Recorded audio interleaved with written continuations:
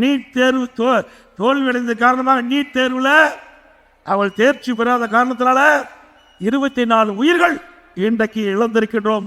இதுக்கு முழு பொறுப்பு ஸ்டாலின் ஏற்க வேண்டும். உங்களுடைய பேச்சை நம்பித்தான் நம்முடைய மாணவர்கள் எதிர்நோக்கி கொண்டிருந்தாங்க.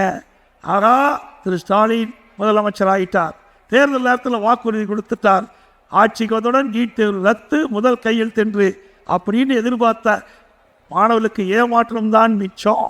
24 உயிர்கள் இழந்ததற்கு காரணம் இன்றைய முதலமைச்சர் ஸ்டாலின் அவர்கள். அது மட்டும் இல்லை, ஒரு கூட்டத்தில் பேசுகிறார் உதயநிதி ஸ்டாலின், நீட் தேர்வு ரத்து செய்வதற்கு ரகசியம் இருக்குன்னு சொன்னார்.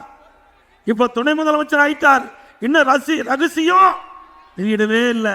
எப்படி மக்களை ஏமாற்றுறாங்க பாருங்க, அப்பனும் மகனும். ஏமாந்துடாதீங்க.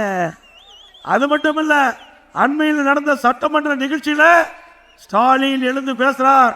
நீட் தேர்வு என்ன ஆச்சுன்னு நான் கேட்ட கேள்விக்கு, இனி எங்களால் ஒன்றும் செய்ய முடியாது, உச்ச நீதிமன்றத்தில் தீர்ப்பு வந்த காரணத்தினால எங்களால் நீட் தேர்வில் ரத்து செய்ய இயலாது என்று சொன்ன முதலமைச்சர் இன்றைய முதலமைச்சர் ஸ்டாலின்.